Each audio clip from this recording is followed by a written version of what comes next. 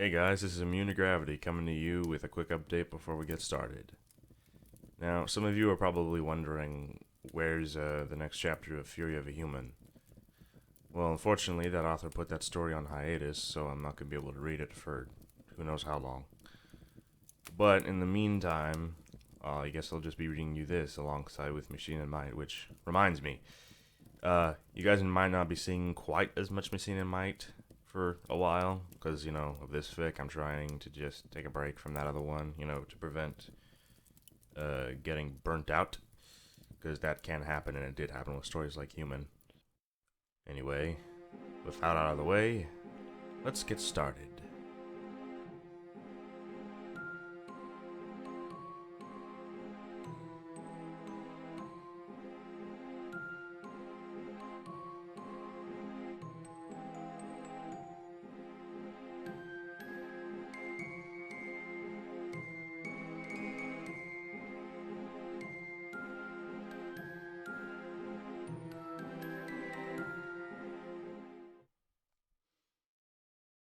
The sun rose before she did that day. As a groan rolled from her throat, her sore, bloodshot eyes slowly squinted open to powdered blue sheets. This wasn't her bed.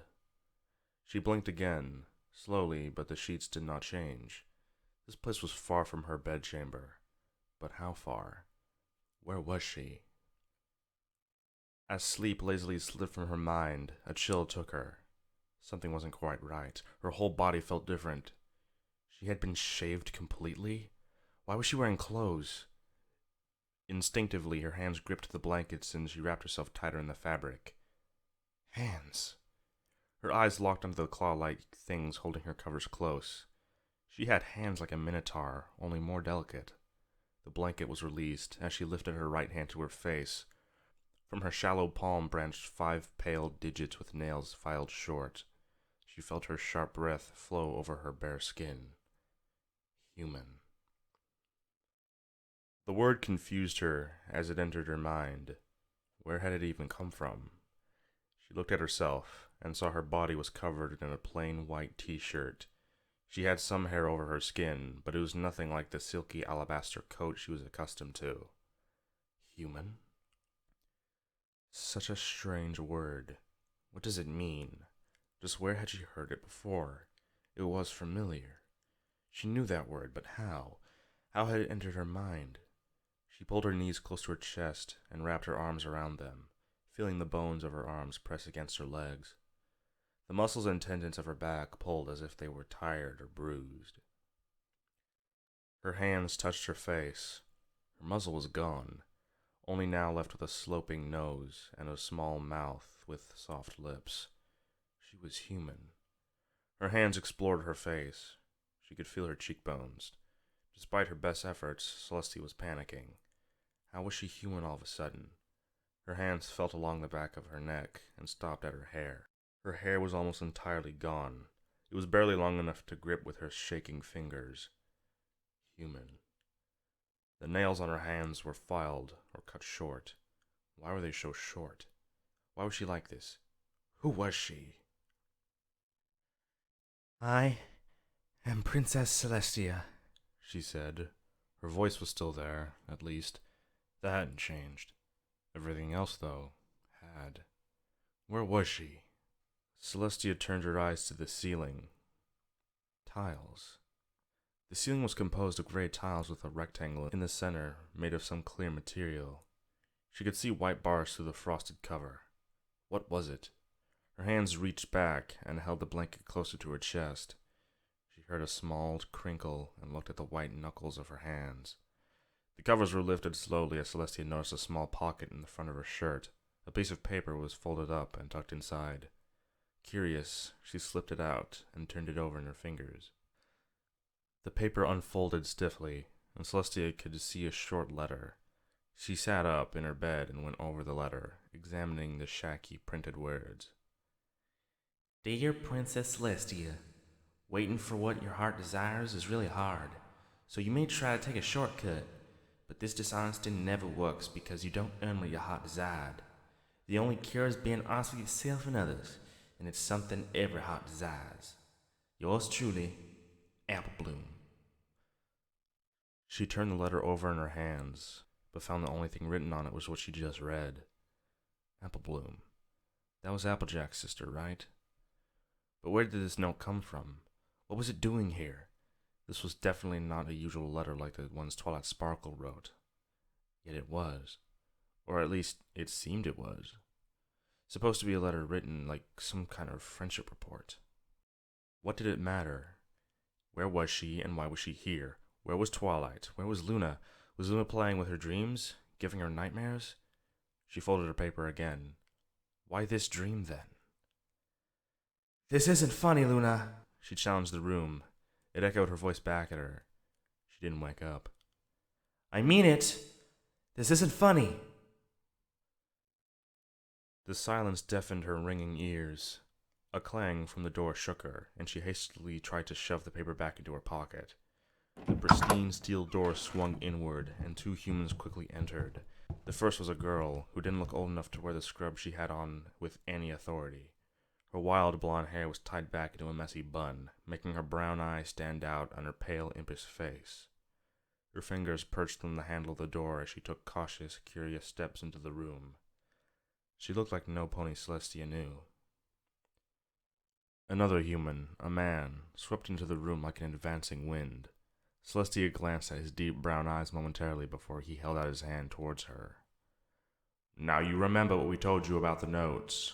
Please, give that one to me, he asked in a voice that was deep and resonant, but seemed to have a familiar note of mischief in it. That voice was too familiar. Luna, I want to wake up now, the woman in the bed called. The man looked pained and advanced towards her. Give me the note, please. Celestia seized the covers and held them over her pocket where the letter rested. Why was Luna not waking her up? She knew better than to keep her in dreams like this.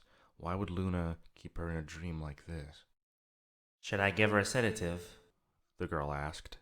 Her hand fully wrapped around the handle of the door. Celestia's eyes darted back to the man. This was either Luna's idea of a joke or... That is not necessary. Besides, we don't know how it'll react with our treatment. Or this was not a dream. How could this possibly be real? She didn't know, but she knew that he was not going to get this letter from her. It didn't make sense, but somehow she knew that she had to hold on to it. No, this has to be a dream. His hand lay open towards her, waiting within arm's reach for the letter. She shrank away from him as her eyebrows drew together. He wasn't going to get it. Daddy? Honey, listen to me. Don't get nervous. That'll only encourage her to act rashly, he cautioned the nurse. But we must all be calm and reasonable, mustn't we, Celeste? He spoke without taking his eyes off of the trembling woman in front of him. He calmly kept his hand held out towards her. Celeste. Do you really think I'm going to believe any of this discord? Give me the note. Answer my question! Let me help you. She spat into his opened hand. He didn't even flinch. His steady gaze was beginning to make her shift. Why had she done that? She was never so disrespectful, not even of him. Please, give me the paper. What does it mean to you? It means nothing to me, but to you it furthers your delusions. Delusions? She scoffed. You haven't been well these past few years. This is ridiculous. Please give me the paper. No! Why don't we talk then?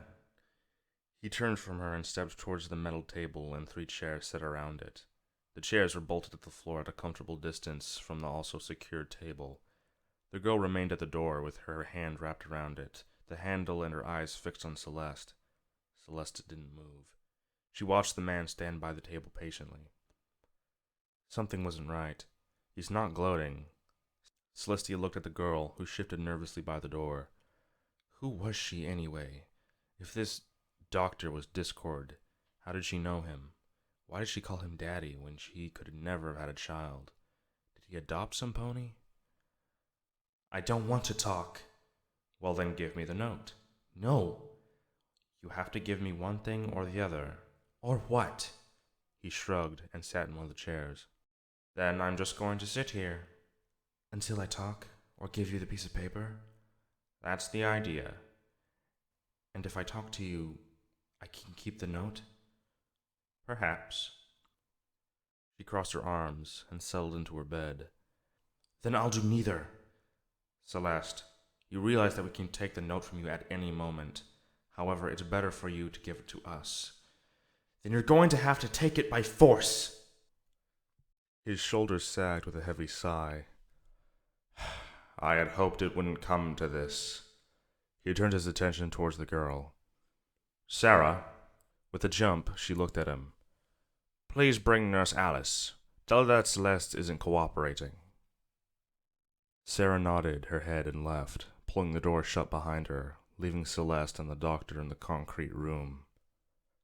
Celeste glanced towards the calm man, casually sitting on the table with his eyes fixed on her. She stretched against the tension in her neck.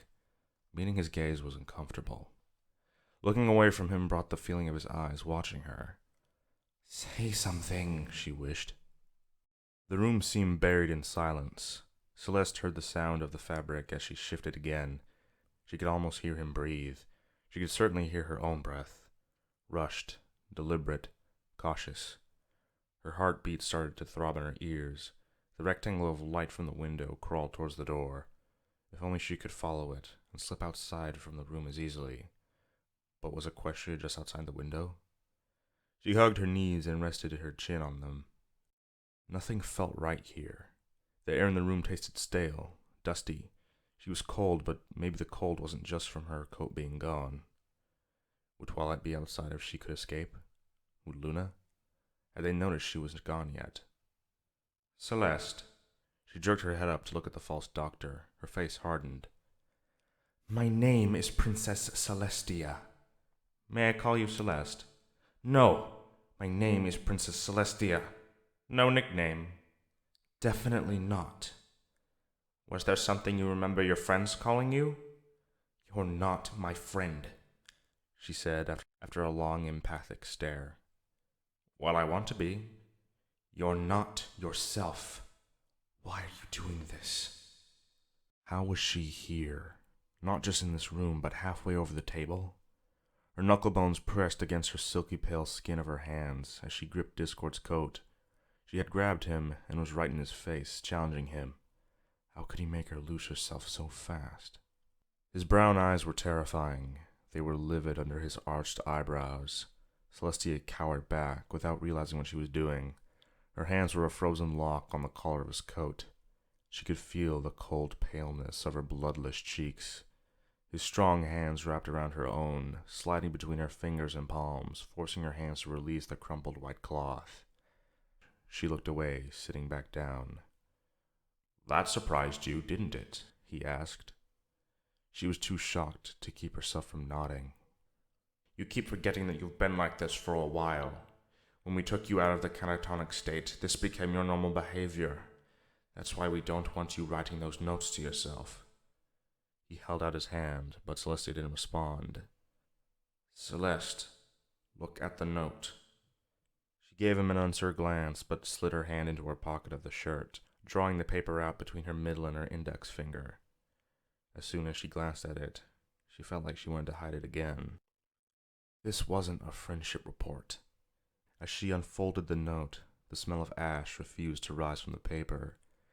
They always smelled like ash and smoke. She took a sniff from the folds, but only smelled paper. The handwriting seemed to fit, though.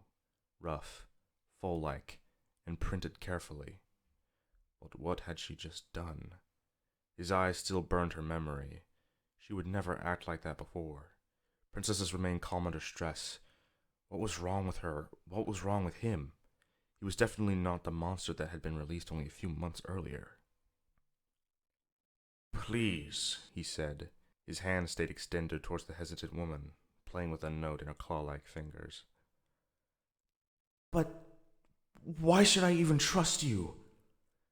Because if you don't give me that note, I'll have to stay here until you do, constantly trying to get you to talk.